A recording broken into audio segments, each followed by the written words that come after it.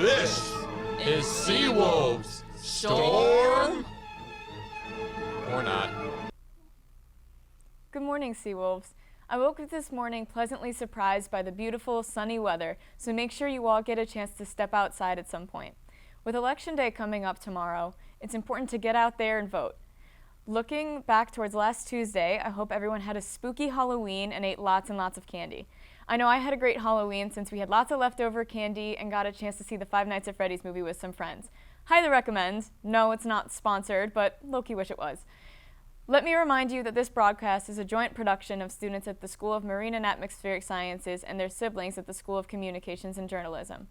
Our attention stays geared towards tensions in the Middle East, as many high-level diplomats are flooding into the region. CIA Director William Burns is there now, and we have Christine Kelly here to give you the latest updates. Christine?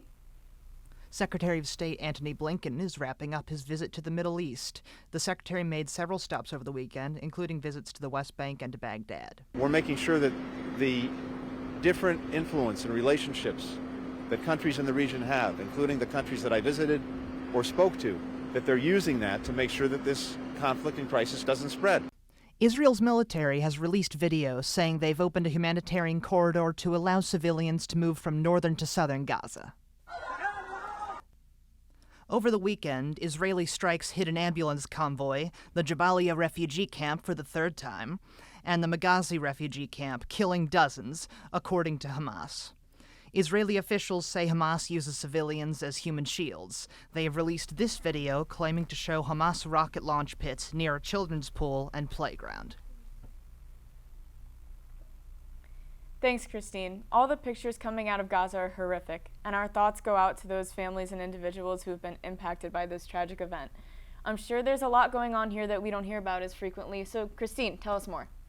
Well, Taylor, one of the most important details to American diplomats over there is Qatar's involvement in this war.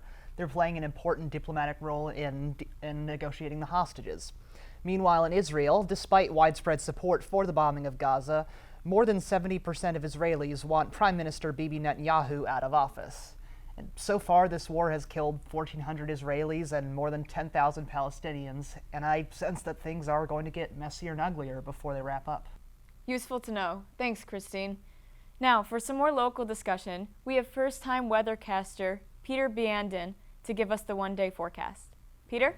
Hi, Taylor. It's just me and the geese here at Roth Pond. We have beautiful foliage and wonderful sunny weather. Right now we have partly sunny skies with a high of 55 degrees and a low of 50. We also have winds at 7 miles per hour coming from the east, so bundle up just a little bit. And also try to get outside before the peak foliage season ends.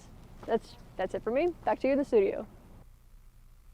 Thanks, Peter. I'm jealous that you got a chance to get out and go enjoy the beautiful sunny weather. This year is special since we're experiencing what's known as a MAST, spelled M-A-S-T, year. Every 3 to 4 years, the trees grant us with copious amounts of acorns, so these nuts from oak trees are plentiful on the ground. We've got a couple here on the desk with us, next to the candy corn, a very fall theme over here. And when did we decide as a society that it wasn't fun to play with your food or to play with little trinkets anymore? Because these little dudes just look like hats, and I feel like it's my personal responsibility to make sure that they have intellectual conversation with one another. Now getting over that, it's superstition that these mast years are known to lead to heavy, harsh winters. But we're scientists, arguably. So let's visit John, who's here to give us the 7-day forecast and tell us whether these acorns may have a point. John? Thanks, Taylor. I personally believe that story is nuts, but the weather sure isn't. Behind me is a live view of Port Jefferson, courtesy of EarthCam. The leaves will be falling this week, and so will the temperatures. Our weather is beautiful for this time of year. We start off today with a high of 55 and a low of 50 under mostly cloudy skies. Tuesday, also mostly cloudy with a high of 66 and a low of 41. Wednesday, finally sunny with a high of 51 and a low of 39. Now on to Thursday and Friday, we have a chance of showers both days with temperatures in the mid-50s for highs and low to mid-40s for lows. Saturday and Sunday, they look to be beautiful. Under sunny skies, we'll have highs right around 50s and lows in the mid-30s. Now for sports, will it be as good as the weather? I don't know. We'll have to ask Sydney for that. Sydney? Thanks, John. I may be new to sports reporting, but even I know that the football team losing every single game this season is bad. Our football team has yet again lost 17-56 against Monmouth on Saturday. They play again this Saturday, November 11th, here at Lavelle Stadium against Albany. Hopefully they have better luck. Our men's soccer team also lost the CAA playoffs against Elon 1-0.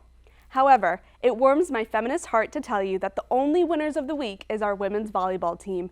They came out victorious in both games this past weekend against UNCW with scores of 3-2 and 3-0. Today actually marks the beginning of winter sports here on campus. Basketball season begins tonight with the women's tip-off at 6:31 p.m. in Island Federal Arena. Gigi Gonzalez is going to lead the women to victory this year, so you don't want to miss it. That's all for me today. Back to you, Taylor. Thanks, Sydney, and congrats on your first sports segment. I myself am in the marching band, so I'm at a lot of the basketball games, and I'm really excited to see the energy that the basketball team's going to bring this season. I had a great time here with my first anchoring attempt, so thank you for watching. I'm Taylor Fitzgerald, and have a great week, Seawolves. This is Seawolves. Storm or not.